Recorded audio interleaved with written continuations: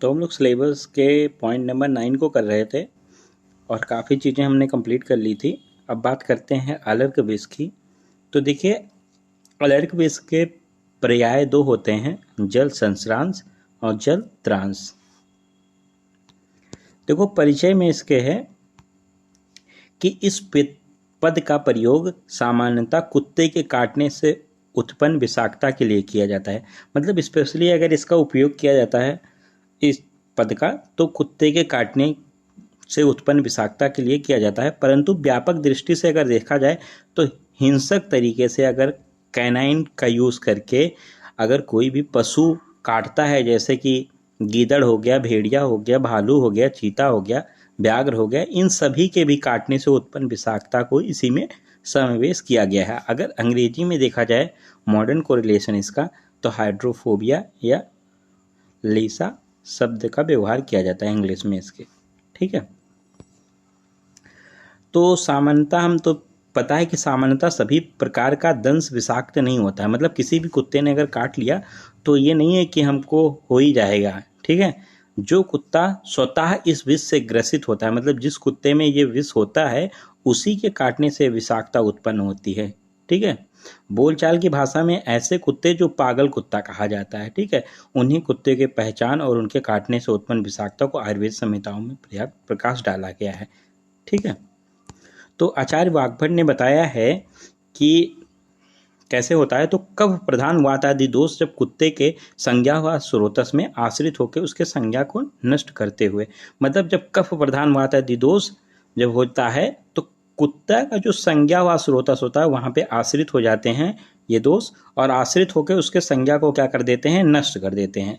और फिर उसकी रसादी धातुएं जो होती हैं वहाँ पे क्षोभ उत्पन्न कर देते हैं, और जिससे उसमें कुछ लक्षण दिखाई देते हैं। वो लक्षण क्या है? लालास्राव होगा, अंधत्व होगा, बधिरता होगा, पशु का निष्प्रयोजन सा छटपटाते हुए चारों ओर दौड़ना। ठीक है, तो लालास्राव होगा, अंधत्व होगा, बधिरता होगा और पशु उसका कोई प्रयोजन नहीं होगा, वो छटपटाते हुए चारों तरफ दौड़ेगा। ठीक है, और फिर क्या दिखेंगे? तो उसके अंदर ये दिखेगा कि उसकी पूंछ, हनु और कंधा और सिर उसका क्या होगा, लटक जाएगा, और उसका मुख जो होगा वो लटकाए रहेगा। ठीक है, और अत्यधिक व्याकुल होके एवं दुखी होके रहेगा, मतलब बहुत ज़्यादा व्याकुल दिखेगा वो कुत्ता और बहुत ज़्यादा दुखी दिखेगा। तो उसके लक्षण, जिसके अंदर अगर काटता है तो उसके अंदर क्या लक्षण दिखाई देंगे? तो देखिए उसके अंदर क्या लक्षण चिन्ह दिखाई देते हैं। तो स्पेशली दो लक्षण, दंश स्थान पे सुसुप्ता होती है, मतलब शून्य हो जाता है, और अधिक मात्रा में कृष्णवर्णीय रक्तस्राव का होता है। ठीक है, वही चीज़ें थोड़ा सा देखिए लिखी हुई हैं कि शून्य हो जाता है और कृष्णवर्ण मतलब काले खून का रिश्ता है, स्राव होता है। ठीक है, अब देखिए बताया गया है स्थानिक लक्षण क्या होते हैं, सर्वदेहिक लक्षण क्या होते हैं। तो देखिए स्थानिक लक्षण जो होते हैं, लोकल सिम्टम, दंश स्थान में कंडू होगी, चुभन जैसी पीड़ा होती है, विवर्णता हो जाता है, डिस्कलरेशन, संज्ञा नाश हो जाता है और क्लेद होता है, और दंश स्थान का फटना होता है, छाले मासा अंकुर हो जाता है तथा पूरे शरीर पर चकत्ते उत्पन्न हो जाते हैं। ठीक है, ये स्थानिक लक्षण थे। जबकि सर्वदेहिक लक्षण की बात की जाए तो सर्वदेहिक लक्षण में ज्वर, भ्रम, दाह, लाली, सूजन, ग्रंथियां एवं एक आंख का अपेक्षाकृत सिकुड़ जाना, मतलब एक आंख अपेक्षाकृत सिकुड़ जाती है, यही इसका स्पेशल है। ठीक है, अब देखो असाध्य लक्षण मतलब अरिष्ट लक्षण के बारे में बताया क्या। तो जिस प्राणी को जिस पशु ने काटा है यदि वो उसी के समान चेष्टा करे, मतलब एग्जाम्पल कुत्ते ने काटा है तो कुत्ते के समान चेष्टा करने लगे, तो यथा अलर्क विष से पीड़ित रोगी कुत्ते के जैसे भौंकने समान आवाज करने लगे, मतलब या उसी के समान चेष्टा करे या उसी के समान भौंकने लगे, और उसकी छाया अकस्मात पानी या दर्पण में देखना तो फिर अवश्य वह मृत्यु को प्राप्त होगा। और किसी भी पानी में या किसी भी शीशे में उसी कुत्ते की परछाई भी दिखाई दे तो ये समझेंगे कि वो मृत्यु को प्राप्त होगा, वो असाध्य है। ठीक है, और इसी को जलस्रांश हाइड्रोफोबिया कहा गया है। थोड़ा इसको और डिटेल में बताया गया, जो जलस्रांश के स्पेशली हेडिंग डाल के लक्षण बताई गई है।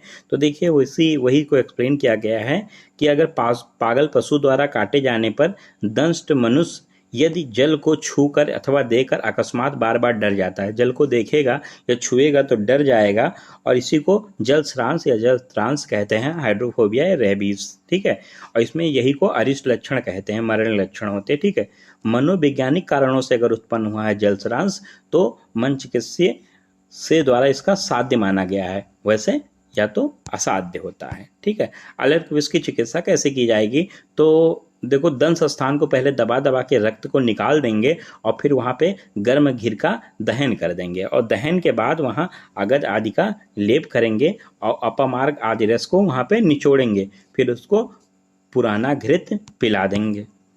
अब देखो, अलर्क विष का लेप क्या करेंगे? तो लेप में देखो, लहसुन, मिर्च, पीपली, त्रिफला को गाय के पित्त में पीसकर इसी का नस्य और अंजन दे।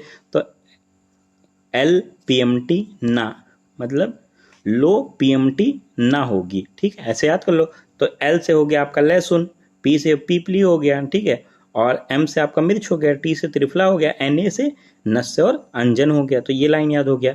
और लेफ्ट साइड में PM, लो PMT, मतलब लो PMT नहीं होगी, मतलब PM इस समय राइट नहीं है, लेफ्ट हो गए, तो लेफ्ट साइड में PM। ठीक है, तो L से लहसुन को सिरका में पीस कर देना है या प्याज रस को मधु में मिला के देना है, तो ऐसे आप इसको ध्यान रख लेंगे। ठीक है, अलर्क विषनाशक घृत क्या है? तो देखो, इसमें जल वेतस के पत्र का, छाल का या मूल का क्वाथ से सिद्ध घृत को देंगे, या फिर जौ, उड़द, कुल्थी, बृहद पंचमूल के क्वाथ को दुग्ध से सिद्ध घृत देंगे। ठीक, तो ये याद कर लो। जल, देखो इसमें जल से डरता है, इसलिए जल से जल वेतस, जल वेतस का PCM। ठीक है, तो P से पत्र, C से छाल, M से मूल, तो ऐसे ध्यान रहेगा आपको। और यहाँ कब्ज याद कर लो।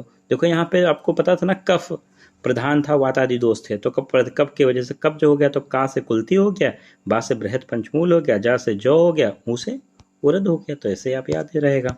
अब देखो, मुख से भी योग्य क्या है? तो देखो, श्वेत पुनर्वा और धतूरे के बीज को, या धतूरे के बीज प्लस अंकोट की जड़ को। तो ऐसे याद कर लो, सपा, कोई समाजवादी पार्टी है, सपा जा दूर भाग, कोई ऐसा कैंडिडेट है जो बीजेपी सपोर्टर है, तो कहता है सपा जा दूर भाग। ठीक है, तो आपका हो जाएगा S से SP से श्वेत पुनर्वा, A से हो जाएगा अंकोट की J से जड़, और D से धतूरा के बीज, B से बीज। ठीक है, तो ऐसे आपको ध्यान रहेगा। ये आयुर्वेद संहिताओं में अगर बात किया जाए तो इसके बाद कुछ पंचकर्म में भी विधान किया गया, जैसे तीक्ष्ण रोमन कराना है, विरेचन करवाना है, तीव्र संशोधन आदि का आदेश दिया गया है। क्योंकि अगर अशुद्ध व्यक्ति रहेगा और उसका जो वर्ण होगा वो भर जाएगा, तो फिर विष पुनः भी कुपित हो सकता है। ठीक है, और इसमें मंत्र चिकित्सा भी की जाएगी, और मंत्र यही वाला मंत्र होगा, हे अलका नामक नगरी के मालिक, सार में समूह के अधिपति, ठीक है, यक्ष अलर्क विष से पीड़ित मुझको शीघ्र विषमुक्त कर दो, ये मंत्र है। तो मैंने आपको अलर्क विष कंप्लीट करवा दिया।